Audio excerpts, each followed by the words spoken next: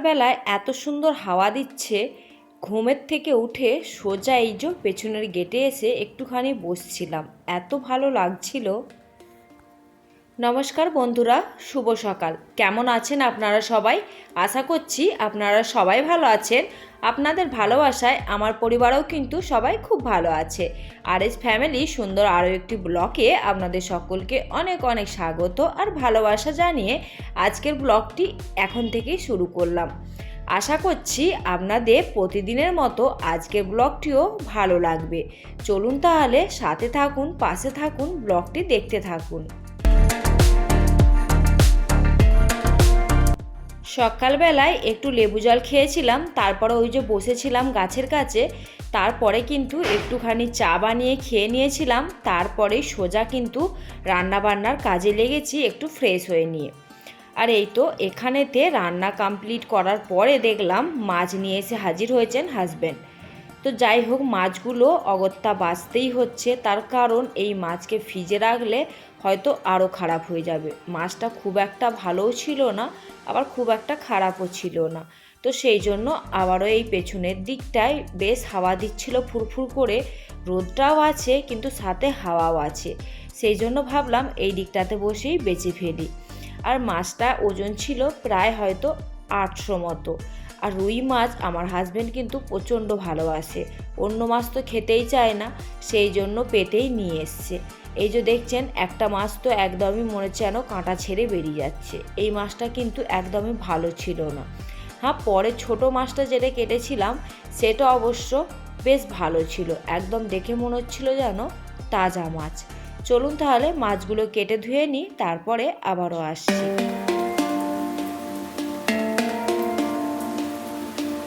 এবারে কিন্তু মাছগুলোতে একটু নুন হলুদ মাখিয়ে নিচ্ছি। আর মাছগুলো কিন্তু ওই বাইরেতে বসেই ধুয়ে নিয়েছিলাম, ভিতরে আজকে আর মাছগুলোও ধুইনি।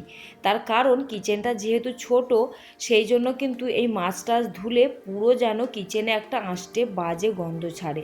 সেই জন্য একদিক দিয়ে ভালো হয়েছে, পিছনের দিকটা এখন যেহেতু উঠা বসার সিস্টেম আছে, সেই জন্য ওখানেই কেটে ওখানেই ধুয়ে নিলাম। আর সঙ্গে সঙ্গে কিন্তু মাছ কিছু ভাজতে দিয়ে দিলাম, তার কারণ হাজব্যান্ড ডিউটি চলে গেছে, কিন্তু ওই যে আমরা 3 মা বেটি খাবো, সেই জন্য মাথা 2 পিস দিলাম আর একটা ছোট চাকা দিলাম ছেতা মার জন্য। মাথাগুলো গরম গরম এই তাজা তাজা ভেজে না খেয়ে নিলে কিন্তু পরে খেতে ইচ্ছা করতো না, সেই জন্য ওইদিকে ভাজতে দিয়ে দিলাম। আর এইদিকে কালকে রাত্রেবেলা কিছু সবজি নিয়ে এসেছিলো, যেমন টমেটো, শসা, আরও কিছু সবজিপাতি ছিল, এইগুলোকে একটু ধুয়ে রাখছি। তার কারণ এইগুলো কিন্তু ফ্রিজ থেকে বের করি, বেশিরভাগ সময়তে মনে থাকে না। যেমন শসাটা নিয়ে বাচ্চা মেয়ে সে কিন্তু বের করে সোজা খেতে যায়, সেই জন্য ধুয়ে রাখলে আর চিন্তা থাকে না। আর এই তো দেখতেই পাচ্ছেন কীরকমভাবে আজকে কাজটা করছি, তার কারণ আজকে একটু লেট হয়ে গেছি। একদিক দিয়ে কিন্তু আমি এদিকেও কাজ করছি, আর একদিক দিয়ে কিন্তু এদিকে মাছগুলোও ভেজে নিলাম, আর সাথে বাসনটাও মেজে নিলাম। কিচেনের কাজ কিন্তু এমনিতে কমপ্লিট হলেও আজকে ভাবছি ডাব্বাগুলো আবারও একবার ক্লিন করব। সেই জন্য কালকে যে জামা কাপড়গুলো ধুয়েছিলাম সেগুলোকে কিন্তু গোছ ভাঁজ করে এই বেডের ওপরই রেখে দিয়েছিলাম, সেইগুলোকে একটু সুন্দর করে আলমারিতে গুছিয়ে রাখছি। আর এই দেখছেন এই নিচের তাকটা কি অবস্থা হয়ে রয়েছে, এইটা হচ্ছে হাজব্যান্ডের, এই যে সাইডটা দেখতে পাচ্ছেন ওই সাইডটা। তো আজকে হয়তো কিছু খুঁজতে গেছিলো, পায়নি, সেই কারণে সব কিছু টেনে বের করে আর ওরম করে পুটলি পাতলা করে ঢুকিয়ে রেখেছে। প্রতিদিন এই রকমটাই আমার বাড়িতে হয়ে থাকে, কোনো কিছু খুঁজতে যাবে না পেলে হাতের কাছে এই রকম অবস্থা করে দেয়। আর তারপরে এই সাইডটা দেখছেন, এই সাইডটা ওদের স্কুলের ড্রেসগুলো রাখি। রীতিশাও কিন্তু ওই হালই করে ঠিক পাপার মতো, স্কুলের ড্রেস বের করতে গিয়ে এত হাল খারাপ করে দেয় এই আলমারির নিচের তাকটা যে কি বলবো। আর এই যে গ্রিন ড্রেস একটা এক্সট্রা রাখা ছিল, সেটাকেও গুছিয়ে রাখলাম, বাকি ড্রেসগুলো সুন্দর করে গুছিয়ে রেখে দিলাম। আর একটা বেডশিট ধুয়েছিলাম, সেটাকেও ওই মাঝখানে পাপা আর বেটির মাঝখানে, মানে কাপড় জামার মাঝখানে পার্টিশন হিসাবে আমাকে রাখতে হয় ওই বিছানার চাদরগুলোকে সাজিয়ে সাজিয়ে, না হলে কিন্তু আরও নাজেহাল অবস্থা করে দেয়। প্রতিদিন এই সকালবেলা কাজগুলো গুছাতে যে কি টাইম লেগে যায় কি বলবো। একদিন যদি একটু চটজলদি করে করতে যায় না, তার পরের দিনেই দেখবো এত কাজ জড়ো হয়ে গেছে। তো যাই হোক, তারপরে সুন্দর করে বিছানাটা গুছিয়ে আর হাত একদম ঝেড়ে নিলাম।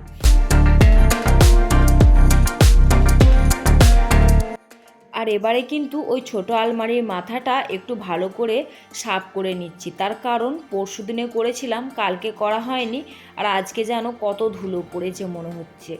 প্রতিদিনেরটা প্রতিদিন কিন্তু হয়ে ওঠে না, চেষ্টা করি করবার, আবার শরীরটাও তো সব সময় সাথ দেয় না। যেহেতু বাড়িতে আসবাবপত্রও কিন্তু অনেক, সেইগুলোকে প্রতিদিন যদি একবারে করতে যায় সেটাও কিন্তু হয়ে ওঠে না। একদিন এই রুমটা একদিন ওই রুমটা এরকমভাবেই কিন্তু সাফ সাফাই করে থাকি। তো যাই হোক, আজকে মোটামুটি এইটুকু দিয়ে কমপ্লিট করলাম।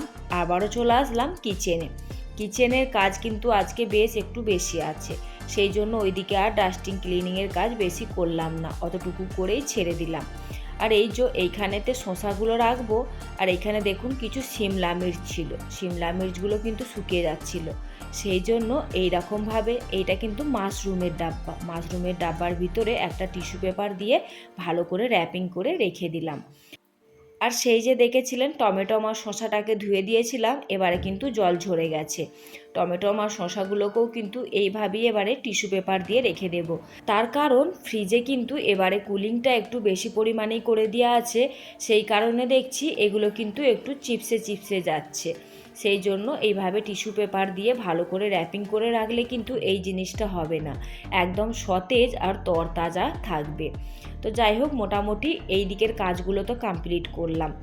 কাজগুলো গুছিয়ে নিতে নিতে কয়েকজন বোনু এবং দিদি ভাই এবং আপু সুন্দর সুন্দর কমেন্ট করেছিলেন, তাদের নামগুলো একটু নিয়ে নিই। ঋতু ঘোষ, হেনাস ব্লগ, তরুণ তিথি ব্লগ, টুম্পা পাউল। আর একজন বুনু কমেন্ট করেছে, কমেন্টটা কিন্তু খুব সুন্দর ছিল। বুনুর নাম হচ্ছে নূর আয়েশা স্টিনিং ওয়ার্ল্ড। বুনুরও কিন্তু ব্লগ চ্যানেল আছে। বুনু আমাকে লিখেছে, কেমন আছো অপু? আমি অবশ্যই খুব ভালো আছি বুনু। তোমাদের এত সুন্দর সুন্দর কমেন্ট পেয়ে, তোমাদের ভালোবাসা পেয়ে কতক্ষণ না ভালো থেকে থাকতে পারি বলো তো। তাই কিন্তু সত্যিই বলছি, খুব ভালো আছি। আর তুমি লিখেছো আমায় একটু সাপোর্ট করো। অবশ্যই সাপোর্ট করব। আমরা যদি ছোটরা বড়রা একে অপরকে এইভাবে সাপোর্ট করে থাকি, তাহলে কিন্তু আমাদের লক্ষ্যেতে পৌঁছাতে বেশিক্ষণ টাইম লাগবে না। আর এই তো এরই মধ্যে কিন্তু আমি অনেকটা কাজ গুছিয়ে নিলাম। এখানে আলু আর পেঁয়াজ কালকে বাজার থেকে নিয়ে এসেছিলো, সেগুলোকেও কিন্তু সুন্দর করে গুছিয়ে নিলাম। আর এইটা যেই থেকে আনা হয়েছিল সেই থেকে আলু পেঁয়াজ তো রাখছি, সেরকমভাবে কিন্তু পোছা হয়নি। তো আজকে একবার সুন্দর করে পুছে নিলাম। আর আমার আলু পেঁয়াজ রাখার র্যাকটা কেমন অবশ্যই কিন্তু আপনারাও কমেন্ট করে জানাবেন। এতে যেহেতু চাকা দেওয়া রয়েছে, সেহেতু কিন্তু খুব সহজে এদিক থেকে ওদিক নিয়ে আসা নিয়ে যাওয়া করা যায়। এখন কিন্তু সমস্ত কাজ গুছিয়ে নিয়ে সকাল থেকে আজকে যে মেন টার্গেটটা করেছিলাম, সেই টার্গেটে এসে অবশেষে পৌঁছেছি। এই যে কিচেনের মধ্যে প্লাস্টিকের যে 3 থাকের র্যাকটা রয়েছে, এর মধ্যে কিন্তু সমস্ত মশলাপাতি ডাব্বা ডুব্বি গুছিয়ে রাখি। আর যেহেতু এটা একদম গ্যাস চুলার পাশেই থাকে, সেহেতু কিন্তু খুব তাড়াতাড়ি নোংরা হয়ে যায়। এই 3 থেকে 4 দিন হয়েছে, মানে ডিপ ক্লিনিংটা করা হয়নি। ওই ওপর থেকে একটু করে পুছে নিতাম আর রেখে দিতাম, তাতে কি অবস্থা দেখুন। আপনাদের সাথে শেয়ার করব বলেই কিন্তু ডিপ ক্লিনিংটা করিনি, মাত্র হয়তো 4 দিন হয়েছে, বাস এরকম অবস্থা। আর এই যে এবারে সমস্ত ডাব্বাগুলো নিচে রেখে দিয়ে এই র্যাকটাকে আগে সুন্দর করে ঘষে একটু পরিষ্কার করে নিচ্ছি। ভিম লিকুইড জেল আর স্কচ ব্রাইটটা দিয়ে ভালো করে একটু ঘষে নিয়ে পরিষ্কার করে নিয়ে তারপরে এই যে একটা শুকনো ভেজা কাপড় দিয়ে পুছে নিলাম। আর একটু কিন্তু অল্প হাতে পরিষ্কার করে নিতেই কিন্তু একদম চকচকে হয়ে গেছে। যেহেতু খুব একটা বেশি নোংরা হয়নি, সেহেতু কিন্তু খুব তাড়াতাড়ি পরিষ্কার হয়ে গেল। আর ডাব্বাগুলো যেহেতু রোজ রোজ পরিষ্কার করা হয়, সেহেতু কিন্তু ডাব্বাগুলো দেখুন খুব একটা বেশি নোংরা হয়নি।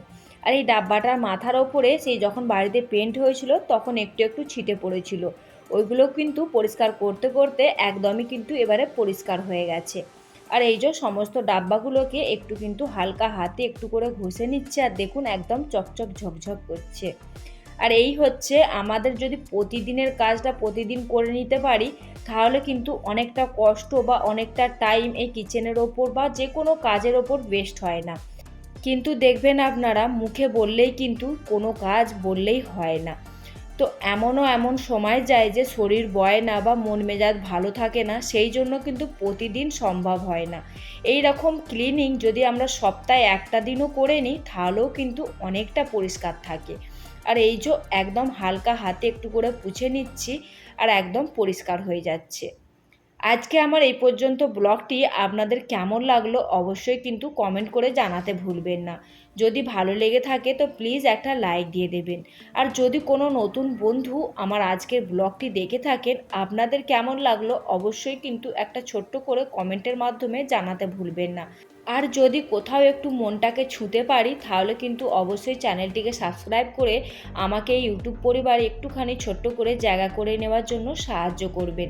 আর যারা অলরেডি এই কাজটা করে দিয়েছেন তাদের তো অনেক অনেক ধন্যবাদ আর ভালোবাসা জানাচ্ছি। আর এই যে রোজ ইউজের যে মশলার ডিপেটা সেইটাতে কিন্তু প্রতিদিন দেখবেন একটু আধটু কিছু নিতে নিতে ওর নিচেতে পড়েই যায়। আর সেটাকেও কিন্তু আজকে পরিষ্কার করে নিচ্ছি, যদিও এটা আমি দুদিন ছাড়াই পরিষ্কার করে নিই। আজকে আপনাদের সাথে একটুখানি শেয়ার করব বলেই কিন্তু 4 দিন পরে পরিষ্কার করছি। এই সমস্ত কাজগুলোর জন্য কিন্তু বেশি সময় দিতে হয় না, আধ ঘন্টার মধ্যে কিন্তু আমি সমস্তটা পরিষ্কার গুছিয়ে নিলাম।